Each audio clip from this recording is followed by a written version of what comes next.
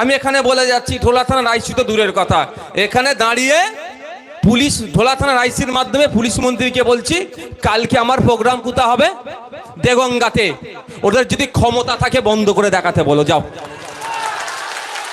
আগামীকাল প্রোগ্রাম কোথায় হবে? কোথায় হবে? দেগঙ্গাতে হবে। দম থাকলে প্রোগ্রাম বন্ধ করতে বলো, নওশাদ সিদ্দিকী ওখানে যাবে। আমার অধিকার, দলিতের অধিকার, আদিবাসীর অধিকার, মুসলিমের অধিকার ক্রমশ খর্ব হচ্ছে। তারপরে অ্যাটাক করেছে। পুলিশ কি সুমোটো করেছে? পুলিশ সুমোটো করেনি, মামলাও হয়নি। তারপরে ইন্ডিয়ান সেকুলার ফ্রন্টের, হাওড়া কর্পোরেশনের যারা দায়িত্বশীল লিডার, তাদের নজরে আসে, যাদেরকে হুমকি দিল, যাদেরকে মারধর করলো, তাদেরকে খুঁজে বার করে মেডিকেল করিয়ে থানায় এফআইআর করতে নিয়ে গিয়েছিল।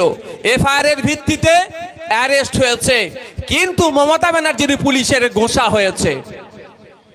কেন আইএসএফ এর লিডার ওকে থানায় নিয়ে আসলো? সেই জন্য আমরা দেখলাম আমাদের ওই লিডারের নামে মিথ্যা মামলা দিয়ে অ্যারেস্ট করেছে। এবার আপনারা বুঝুন কেন আমাদের এখানে ওই কি থানার আইসি না কে, হ্যাঁ, ঢোলা থানার আইসি কেন চমকাচ্ছে? কেন চমকাচ্ছে বুঝতে পেরেছেন তো? আমি এখানে বলে যাচ্ছি, ঢোলা থানার আইসি তো দূরের কথা, এখানে দাঁড়িয়ে পুলিশ, ঢোলা থানার আইসির মাধ্যমে পুলিশ মন্ত্রীকে বলছি, কালকে আমার প্রোগ্রাম কোথায় হবে? দেগঙ্গাতে। ওদের যদি ক্ষমতা থাকে বন্ধ করে দেখাতে বলো, যাও। আগামীকাল প্রোগ্রাম কোথায় হবে? কোথায় হবে? দেগঙ্গাতে হবে। দম থাকলে প্রোগ্রাম বন্ধ করতে বলো, নওশাদ সিদ্দিকী ওখানে যাবে।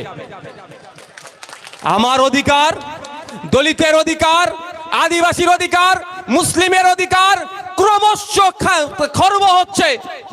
অধিকার সুনিশ্চিতের লড়াইয়ে নেমেছি। সংবিধানের উপরে আঘাত আসছে, সংবিধানকে বাঁচাবার জন্য নেমেছি। কোন চটে চাটা পুলিশের কথা শুনে প্রোগ্রাম কেউ বন্ধ করবে না। আর একটা কথা বলে রাখছি, অবশ্যই পুলিশকে আমি সম্মান দিই। পুলিশ আমাদের পরিবারের একটা গুরুত্বপূর্ণ সদস্য। কিন্তু যে পুলিশ যদি মনে করে মমতা ব্যানার্জি তাকে বাঁচিয়ে নেবে, মনে রাখবেন কত থানার আইসিরা কলকাতা হাইকোর্টে গিয়ে আইএসএফ এর মামলাটা ঝুলছে, একটু তাকেও বলবো জেনে নেবেন। মমতা ব্যানার্জি বাঁচিয়ে নেবে, বাঁচাতে পারে, কিন্তু মামলা ভাই আমরা তুলব না।